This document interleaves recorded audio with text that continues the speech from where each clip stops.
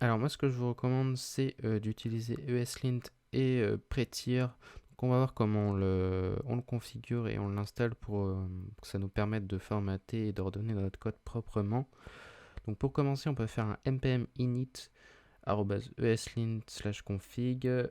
Voilà, tout check syntax on problem, JavaScript, none of this, TypeScript sur le projet, oui, non, use popular style, oui, on va prendre Airbnb, le format JavaScript, oui, je veux installer ça maintenant et j'utilise npm. Ok, donc là on a notre ESLint qui s'installe avec les bons plugins qui vont bien. Ensuite, on peut installer la compatibilité TypeScript avec cette ligne-là.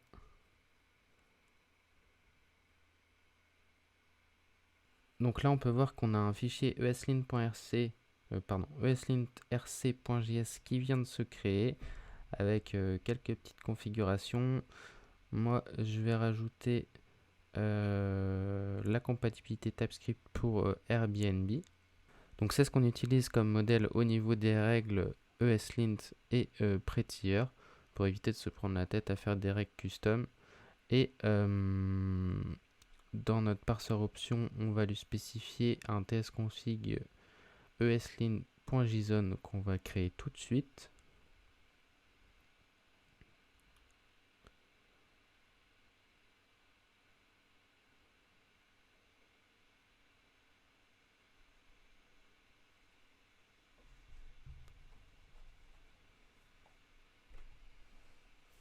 Dedans, on va extendre le tsconfig de base de notre application.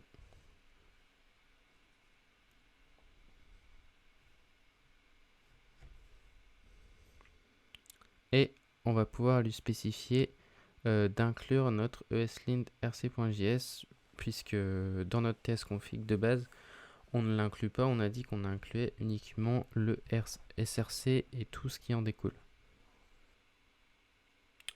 Alors j'ai une erreur en haut, qu'est-ce qui me dit qu'il n'arrive pas à charger le module ESLint. Alors je vais voir au niveau de mon include, je crois que c'est pas bon ce qu'il me dit. Et donc au niveau du include, je vais lui dire de surveiller tous les fichiers qui sont dans mon projet. Comme ça, on va tester avec une fonction. Alors, voilà, fonction f. Si je mets un const toto égale espace toto, justement pour qu'il y ait des problèmes de ESLint. Voilà, donc là, on a bien notre ESLint qui s'active automatiquement et les règles ESLint qui s'affichent. C'est nickel. Alors pour faire ça, il ne faut pas oublier aussi d'activer ESLint, cocher. Alors moi sur IntelliJ, c'est une petite checkbox à cocher ESLint unsafe pour qu'à chaque enregistrement du fichier, on ait ESLint qui s'applique.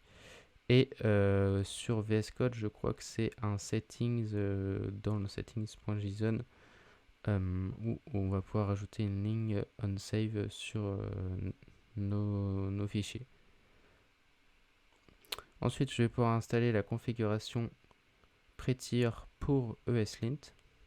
Donc npm install Prettier espace ESLint config Prettier espace ESLint plugin Prettier, toujours en dev dependencies. Ensuite, pareil que pour ESLint, sauf que là c'est pas automatique, je vais pouvoir créer mon prettier.rc.js. Prettier.rc. Voilà, nickel. Module export, j'exporte mes règles. Donc Prettier c'est assez simple, hein. En général il y a 3-4 règles à rajouter. Voilà. Semi, trailing comma, single quote, le max width pour les lignes et le tab width. Ah oui, et on n'oublie pas aussi d'ajouter le plugin Prettier forcément dans ESLint pour que ça fonctionne correctement. Donc l'avantage de faire ça, c'est que quand on va sauvegarder avec ESLint, ça va automatiquement prendre en charge Prettier et appliquer aussi les paramètres Prettier. On n'a pas besoin d'installer tout un tas de plugins sur notre IDE. ESLint se charge de tout et évite les conflits, puisqu'il peut y avoir des conflits de règles en fait entre Prettier et ESLint.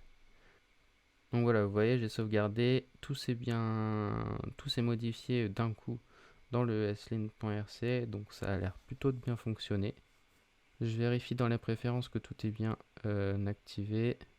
Ici, voilà, j'ai pas besoin d'activer Prettier, moi je l'avais installé de base pour d'autres projets, mais là, ça sert à rien de l'activer. ESLint se charge de tout en fait. Voilà, c'est parfait. Ce que je vous recommande aussi, c'est d'ajouter 2 lignes de commande dans le package.json où on va pouvoir linter directement nos fichiers en faisant un lint de point eslint espace point pour spécifier le lint de tous les fichiers. Et donc là, ça va nous ressortir en fait les erreurs de lint qu'il y a. Et si vous voulez fixer automatiquement ce qui est fixable automatiquement, parce que tout n'est pas possible de c'est pas possible de tout faire automatiquement. On peut spécifier une commande lint de point fixe eslint-fixe espace point qui va fixer pour nous les erreurs plutôt que de le faire en on-save avec l'IDE si vous préférez.